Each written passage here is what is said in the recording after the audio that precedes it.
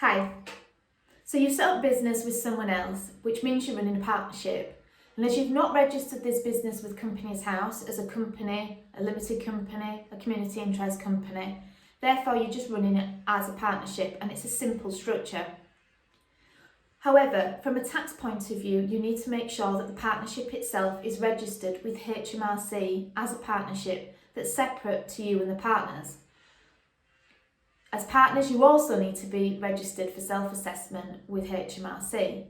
So if you're running a partnership with, say, someone else, your business partner, and there's two of you, you should have two self-assessment reference numbers, one for each of you and your partner, as well as registering the business for its own self-assessment tax reference number, which is a UTR number. So you should have three. And when you come to report to HMRC, you produce a partnership tax return.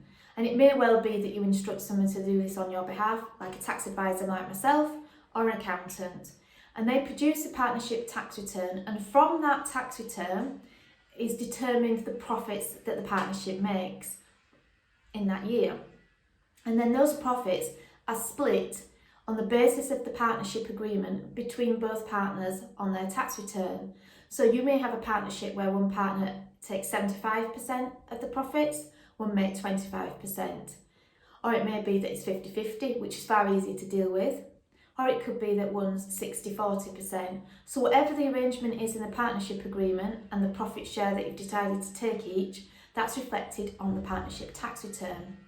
Then those profits are taken for each individual partner and then inputted onto their own personal tax returns. So from a tax point of view, the partnership never pays tax. It's not a separate entity. The profits, however, are then split on the partnership tax return, and the profits are declared on each individual partner's tax returns, and each individual pays their own tax on those profits. I hope that makes sense. So from a filing point of view, how do you go about this? You can file your tax returns online, which most people do now.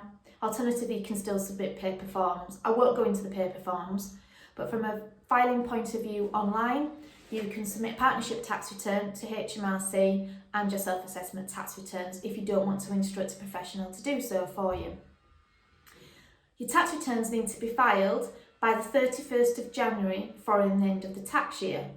So a personal tax year in the UK runs from the 6th of April until the 5th of April. So if your business runs from the 6th of April 2019 to the 5th of April 2020, then your tax return needs to be submitted by the 31st of January 2021. And this is also the deadline for making payment.